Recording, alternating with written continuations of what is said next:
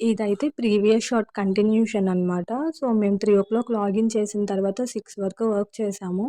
Work చేసి చిన్న break తీసుకొని బయటకైతే వచ్చాము సూపర్ మార్కెట్‌కి. మా వాళ్ళందరూ టీ, కాఫీ తాగారు. నాకది అలవాట్లేదు కాబట్టి నేను మ్యాడ్ యాంగిల్స్ తీసుకొని వాళ్ళకి కంపెనీ ఇచ్చాననమాట.